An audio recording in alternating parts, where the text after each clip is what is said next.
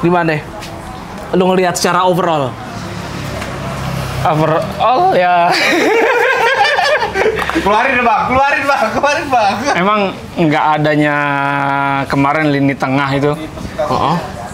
Terlihat banget ketika lawan Thailand, lawan Vietnam, kesulitan ketika tim lawan bermain rapat, main nunggu sabar di belakang. Kita banyak main back pass, main belakang karena harus diakuin juga nggak mudah. Kita mengasih ke tengah, kemarin kasih Dion bingung, ragu-ragu. Pemain ini Dion Wiyoko ini bingung. Baru main sore dia soalnya, ya kan? Sama Sheila Dara. Di belakang. Sementara ya yang diplot sebelumnya juga jadi gelandang Donitri sebenarnya punya visi. Cuma dia nyetelnya bukan di situ. Beda ketika jadi gelandang dan saya back. Assalamualaikum warahmatullahi wabarakatuh. Kita kembali lagi ke podcast diving dan kali ini kita akan ngomongin kekalahan timnas di AFF U23 dan gua Danes Jenggot di sini. Gua tidak sendiri pastinya karena gua ditemani oleh Picing atau Abdul Susila alias Picing alias Mr. Pitch. Halo Picing. Gimana? Ya, gitulah. Setelah lu 2 kali melihat kegagalan Indonesia di GBK, perasaan lu gimana? Lu nggak nanya Enggak Ntar dulu. 3 dong. 3 kali ya? Pertama AFF 2010, SEA Games 2011. Ya, tapi konteks gue di U23-nya. U23 2 kali, berarti kan. Ya. Terus gimana di? Ini gue belum kenalin. Ini Hadi Bernard. Gimana nih? Itu panggilan jompongan, bro. Jompongan rumahnya udah kayak rumah hantu. Iya anjir. Gimana kabar? Baik. Ya, tapi lu ngelihat tim U23 kalah lagi setelah zaman Titus Bonai di GBK gimana, bro? Kayaknya GBK masih angker, masih jadi neraka buat timnas keseluruhan lah kayaknya. Tapi bedanya lu belum jadi wartawan gitu kan? 2010 masih nonton, 2011 masih nonton. Sekarang doang baru ngerasain. Picing yang jadi wartawan. Maka inilah alasannya kenapa ada Bang Picing di sini. Karena 2 kali jadi saksi kegagalan dari zaman Titus Bonai sampai Rehan Hanan. Iya. Coba itu. Nah, ini kemarin kita kelihatan deh waktu lawan Vietnam, gue ngelihat mainnya kayak no vision.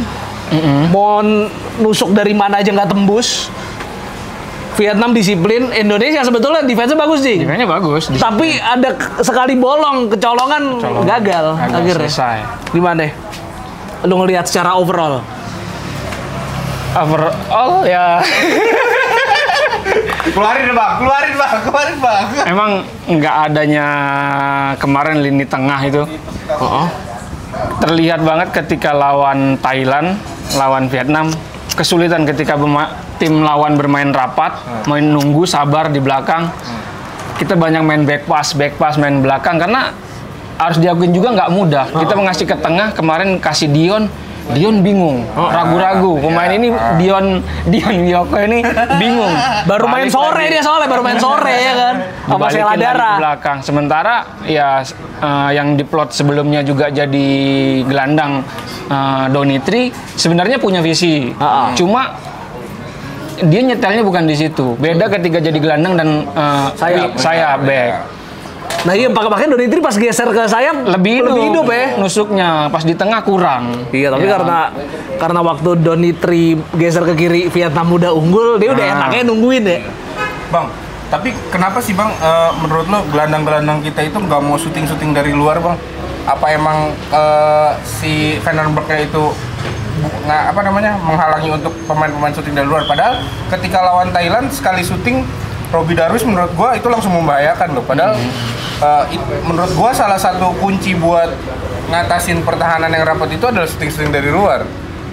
Kalau gua banyak perhatikan gerak bahasa tubuh, bukan gimmick ya, bahasa tubuhnya Gerard Van den Berg dari visi lapangan. Gue berapa kali sering lah melihat dia marah, minta long pass, masuk, tusuk. Cuma di tengahnya ini nggak ada yang bisa nusuk. Sementara Vietnam disiplin, dia man to man marking, satu pemain datang, 2-3 pemain langsung nutup. Nggak mudah untuk tembus ke teritorialnya. Final third deh, nggak bisa nembus di babak pertama. Susah. Crossing selesai nggak dapat, Bahkan umpan silang yang sukses itu minim. Ya betul. Iya, Frankie bisa makanya kerja berat ya. Iya, berat banget. Dia nusuk dari kiri gak tembus-tembus. Nggak tembus-tembus. Udah gitu striker kita begitu ya. Iya, Jan Sarapan gak dapat bola. Nggak dapat bola, sama kayak Thailand nggak dapat bola. Iya. Iya. Itu juga beruntungnya ketika itu masuk dia muncul dari belakang kami from behind. Set piece, Nah, pas set set piece kejadiannya. Tapi sayangnya di pertandingan final kita nggak Kemarin- ada umpan yang bagus juga. Bola apa? Sepak pojoknya malah banyakan Vietnam daripada Iya, kita. makanya Nggak- sepak nggak pojok- dikasih gitu sepak pojok. sepak loh. pojoknya Di nggak luar. dapet. Dikasihnya lemparan ke dalam yang itu nggak ya udah Ya, diantisipasi. kalau misalkan lemparan ke dalam menurut gue ya, emang bisa nyampe ke gawang, tapi powernya itu nggak sekuat tendangan penjuru atau Ya. tendangan bebas Nah, iya. gitu. Jadi bola yang nyampe ke dalam pun pasti cuma long, cuma moles-moles dikit doang, Nah, gitu iya. kan. Makanya setiap situasi bola mati itu ada gesekan 5-2-3 menit tuh habis buat itu karena wasit pemain Iya. disikut begini terus nih ditambah habis. Makanya gue saran sama FIFA. Lemparan ke dalam diganti kick-in-nya kayak futsal. Ya, selesai, Nes. Ya, lu mah ada aja. Dikata futsal, lapangan segede gitu dikata futsal. Iya, lebih bahaya, gila. Diganti kick-in. Tunggu. Kiki ditaruh di bawah, ya kalau misalkan pakai waktu ya selesai. Ini Beckham lagi yang gini nih. Iya. Misalnya David Beckham David masih main Beckham, kick-in aduh. juga. Waduh. Bola-bola enak banget. Iya, bisa jadi kick asis itu Beckham. Nah, terus kalau menurut lu si Arkan cedera ngaruh banget gak tuh? Sangat. Sangat deh. Sangat karena nggak ada alternatif di tengahnya selain Arkan. Kalau Apalagi kan dia cocoknya sama Toninya juga pas lawan Malaysia kena. cedera, iya Selesai. benar. Sedangkan yang diplot itu 2 itu kan. Tapi udah dapat kabar belum sih sebenarnya si Arkan itu cedera apa sih, Bang? Lutut, pastinya lutut. Waduh. Tapi dipaksa main kemarin menit 80. Bukan dipaksa main sih, dia memaksakan main. Oh. Oh, jadi karena memang si Arkannya yang mau. Mau melihat gitu kan, udah namanya ketinggalan gitu kan. Ayo udah mainin mainin gua dengan menahan rasa sakitnya. Kayak zamannya Firman Utina waktu Piala AFF ya berarti Ya. ya, disuntik. Nggak tahu. Nggak tahu. Enggak, kalau nyuntik itu injeknya Salah berapa? lagi. Iya. Enggak, kalaupun itu suntik injeknya berapa banyak anjir. Nah, itu dia. Kan katanya kan Firman Utina waktu main Piala AFF 2010 sempat disuntik. Oh. Karena dia cedera Emang emang. emang disuntik pengakuan itu. Iya, itu pengakuan dari Firman Utina juga disuntik. Tapi kalau feeling gue mah pasti kalau udah kayak gitu mah. Ya memang orang yang ngaku. Iya, MR Enggak, bukan sih, MR aja sampai Arkan. 3 kali kan. Iya, Arkan udah MRI. Arkan itu frustasi, pasti frustasi dengan situasi. Gue bisa main nggak sih? Cedera gue apa sih? Sampai 3 kali MRI itu kan emang ya dengan latar belakang Vandenberg yang di Eropa sangat serius memperhatikan cedera itu nggak main-main gitu loh. Kalau kita cedera ya udah biasa, bisa nggak bisa main. Kalau nggak Vandenberg nggak belum yakin, periksa lagi MRI lagi. iya. Belum yakin, periksa lagi sampai 3 kali 3 kali untuk MRI. meyakinkan cederanya bagaimana. Iya, soalnya begitu, disiplin kan. Disiplin. Jadi jangan. Gue mau nanya Bang, kenapa pada akhirnya Vandenberg itu memilih Kadek dan Kakang untuk jadi duo back tengah? Padahal di awal kan lawan Brunei itu si Brandon sama Ferrari. Harus diakuin pas lawan Brunei, tim yang ya bukan meremehkan ya, tim dengan level di bawah kita jelek, itu mainnya amburadul. Bisa menang banyak gol tuh ya emang level lawannya, cuma mainnya amburadul. Mainnya amburadul. Ferrari juga kemarin final nggak terlalu, menurut gua secara pribadi nggak terlalu oke. Itu jadi menurut Bang Bicing itu salah satu alasan Vandenberg menduetkan Kakang dan Kadek di Iya. lebih baik dibandingkan Ferrari sama Brandon di pertandingan Yes. pertama. Nah, itu. Di Liga juga kalau musim lalu, kalau statistiknya dilihat, Kadek itu lebih banyak inti di Bali United, Kakang juga banyak. Ya. Iya. Kakang kan sempat ditaruh di bek kanan di Persib. Itu dia karena multifungsi itu. Kan makanya kemarin kan yang agak mengejutkan, tiba-tiba biasanya pakai 4 back, tiba-tiba main terakhir lawan Vietnam main 3 back. Nah, iya. Emang defense-nya jadi oke banget sih. Jadi defense-nya Gua akui. kuat. Kakang, Kadek sama Ferrari kan. Ferrari. Ya. Tapi ya itu sayang ya. Colongan anjing. Sepak pojok malah pada ngeliatin bola anjing. Pada ngeliatin bola. Yang ditaruh di tengah malah Dion yang yang pas lawan Thailand itu banyak salah umpan. Gue juga heran tuh kenapa Dion nggak bermaksud mengkambing hitamkan pemain, cuma Dion itu kenapa itu terus dipertahankan dengan sebelumnya banyak salah passing, Salah satu gol kita juga berawal dari dia, kesalahan. Iya, Tapi tetap dipertahanin akhirnya walaupun diganti terakhirnya. Tapi bermain lebih dari 60 menit tuh dengan performa yang seperti itu, ragu-ragu, back pass terus. Keputusan yang patut dikritik dari Penenberg ya di Dion itu. Iya, padahal Dion di Liga 1 tahun lalu bagus banget ya. Wah, di PSS sih. Di PSS. Tim degradasi. Iya enggak maksudnya. Maksud gua gini loh, PSS dengan tim yang hancur gitu, Dion stand out. Iya, harus jagoin di liga. Dia stand out, tapi sayangnya pas di U23, aduh Dion kayak bingung bener mainnya. Tapi menurut lu Bang, siapa sih sosok yang paling cocok untuk menggantikan peran Arkan dan Tony sebenarnya di lini tengah dari beberapa pemain yang udah dicoba sama Vandenberg ya? Siapa sih menurut lu yang benar-benar cocok untuk menggantikan posisi Arkan sama si Tony? Kalau dari yang kemarin sih, yang dari daftar 23 pemain itu untuk Arkan nggak ada. Nggak ada. Harus jagoin nggak ada yang bisa menjadi konduktor di lapangan ya, dia mengatur. Kreativitasnya nggak ada. Nggak ada. Kalau Tony bisa ya Brandon walaupun nggak begitu, cuma oke lah bisa ditempatkan Doni untuk mengisi posisi Tony masih bisa. Tapi kalau untuk posisi Arkan, maaf kata belum ada di tim yang 23 pemain kemarin nggak ada. Jadi dengan skuad kayak gitu punya Jens Raven jadi percuma anjing. Dia percuma juga nggak dapat bola kan? Nggak dapat bola sama sekali. Cuman sekali doang tuh yang awal-awal tuh. Dia ada peluang tapi ketepis ya. Ketepis. Sama peluang awal-awal yang kejebak offset, udah habis itu hilang serangannya. Dipepet, nggak dikasih ruang. Kacau banget. Menurut lo lini serang kita gimana Bang? Adanya Jens sama Bambang Hoki. Bambang Hoki. Hoki gue dari awal gue mohon maaf nih buat netizen, jangan terlalu di inilah. Dia kan emang salah satu pemain yang psikisnya mungkin agak terserang ya. Dia salah satu pemain yang menurut gue pas kegagalan Piala Dunia U20 itu, dia salah satu yang kritis bersuara. Tapi habis itu dia diserang karena ya kayak politik lah, dengan ganjaran segala macam, dengan skala tindak tanduknya, walaupun itu ya ada kaitannya dengan diri dia sendiri. Dalam fokus dia di kompetisi akhirnya membuat surat teguran itu menurut gue sih kurang. Dia berarti masih aktif bermain medsos, entah itu didorong oleh orang-orang sekitarnya atau bagaimana, gue nggak ngerti. Cuma pas di turnamen dia melakukan hal itu menandakan fokus dia terpecah. Bener. Iya. Setuju nih gua kalau fokus dia terpecah itu. Dan ya terlepas dia kemarin sebelum gabung timnas sempat mentarkan segala macam, ya gue menyayangkan karena dia masih berlabel timnas, masih muda, ngapain sih di Tarkam? Emang butuh buat gue Tarkam. Itu dia. Gua tahu lagi mainnya di mana? Iya, yang 4 ribut itu aja. Ya, ada lah. Dengan usia masih muda, dengan dia label masih timnas, tahan dulu kenapa sih? Tahan dulu kenapa sih di Tarkam yang beresiko, berapa sih bayarannya? Harus ada treatment psikologis sih menurut gue buat Hoki Caraka.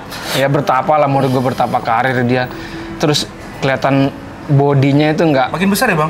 Nah, orang sekilasnya itu karena melihat Hoki sebelum pas main di U23 ini dengan Hoki yang timnas U19 dan U20 yang kemarin dia itu kayaknya badannya makin gempal. Kayaknya makin melar. Ya udah. Berarti sekarang kesimpulannya gini Cing, menurut gua. Netizen jangan over proud sama Indonesia mentang-mentang seniornya bagus. Karena terbukti secara pembinaan kita masih kalah sama Vietnam. Iya enggak? Secara pembinaan liga kita kalah sama Vietnam. Dan Bang, bener nggak? Ya udah nggak apa-apa, kita tabrakin aja. Jangan over proud. Kalau dibandingin Vietnam, gue nggak setuju. Tapi kalau dengan Thailand ya.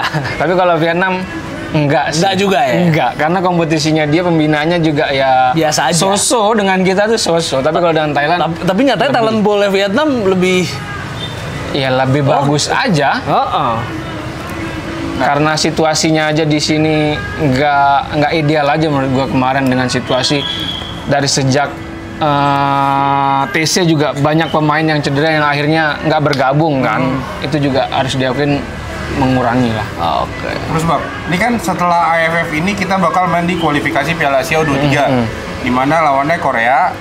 Terus Apalagi? Lupa gua. Korea, Makau, satu lagi, Laos. Laos. Nah, ngelihat dengan komposisi pemain yang seperti ini, Bang. Menurut lo kita bisa lolos secara langsung ke Piala Asia atau gimana, Bang? Gue balik ke kalau pertanyaan itu balik ke PSSI. Ini kan turnamen ini, kualifikasi ini berlangsung 3 sampai 9 September. Itu barengan dengan FIFA Matchday. Iya. Kalau kita pengen lolos, ada banyak potensi pemain.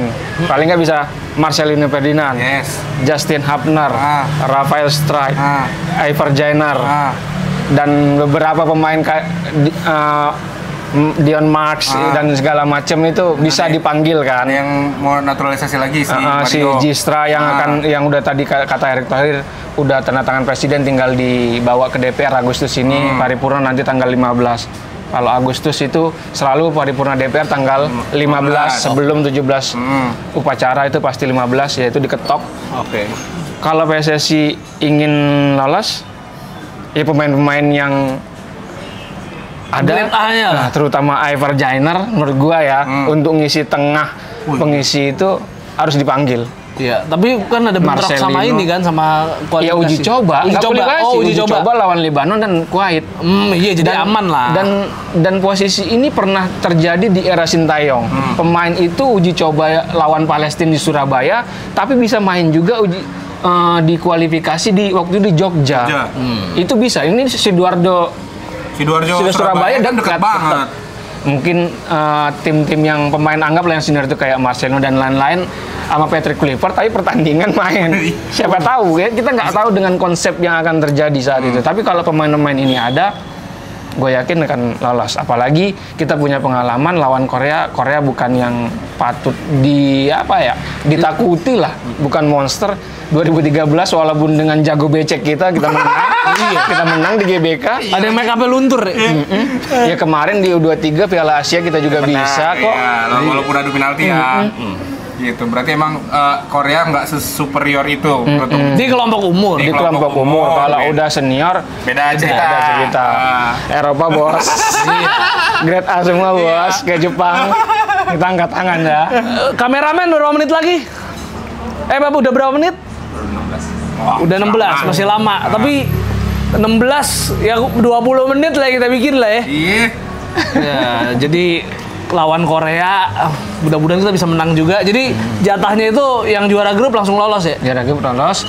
Runner up itu dari HIJ 11 grup itu diambil 4. Oh, Runner gitu. terbaik. Bisa lah ya. Bisa lah. Nah, Gitu, kan, Ram. ini rentetan U23 ini sebenarnya panjang ya, Bang. Dari kemarin AFF U23, terus kualifikasi Piala Asia U23, terakhir kan gongnya di SEA Games. Nah, SEA Games ini katanya kan bukan si Gerald. Gerald udah menyatakan diri bahwasanya dia tidak diminta untuk menangani SEA Games, tapi nggak ada yang tahu. Kuncinya itu di kualifikasi Piala Asia U23 nanti September. Kalau Gerard bisa perform di situ, bisa membawa Indonesia lolos langsung ke putaran final, menurut gua Gerard yang akan dimajukan karena tim ini yang akan tampil itu ya pemainnya itu juga. Apakah ujung-ujung Indra Sapri? Iya, kalau ingat 24 Februari itu Menpora menyatakan Erick Thohir telah ngasih tahu saya pelatihnya IS. Tapi tanggal 25 saat jumpa pers di salah satu gedung BUMN, Erick membantah. Iya. Dan sekarang juga dinyatakan ya Coach Erick, Coach Indra itu pahlawan katanya. Ya udah isyarat bahwasanya akan Indra, cuma nggak mau gegabah juga karena kalau langsung dinunjuk Coach Indra sementara Vandenberg misalkan perform di kualifikasi kan dengan Coach Indra mulai dari awal lagi, dari nol lagi. Sementara kalau udah Vandenberg oke dan dianggap memenuhi target, kenapa nggak sekalian dia aja? Atau udah kenal yang pemainnya di 2 ajang kan, kenapa nggak dia sekalian? Iya. Jadi keputusannya setelah tanggal 9 September, pertengahan September keputusan itu. Dari 23 pemain ini, Bang, menurut Abang posisi mana yang harus diperbaiki dan ditambal sama Gerard untuk kualifikasi Piala Asia U23 sama SEA Games? Kualifikasi Piala Asia dulu, SEA Games jauhan. Yang paling ini bek kiri satu. Bek kiri. Karena belum ada yang bisa pemain selevel sama Doni. Enggak, bek kiri, bek kanan. Bek kanan. Bek kanan. Bek kiri kan banyak cuy. Kemarin kan Buffon, Iji. Parisi Buffon, terus Frankie Misa juga ini kan sebenarnya bukan dia pilihannya, udah dicoret cuma pemain cedera. Itu back sayap, artinya gelandang. Itu kalau gue sih Varjana harus dipanggil.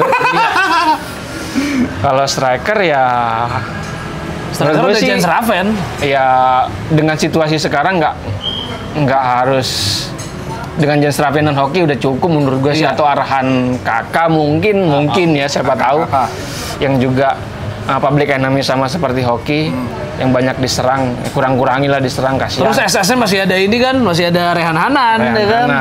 Iya, nonjol tuh anak berdua. Rehan Hanan sama Rahmat Arjuna tuh menurut gua. Sama Rahmat Arjuna tuh jangan lupa. Menurut gua Rahmat di dua pemain ini di ajang Piala AFF kemarin nonjol banget ya. Emang kalau menurut gua bukti kalau menit bermain itu di tim di liganya itu ngaruh.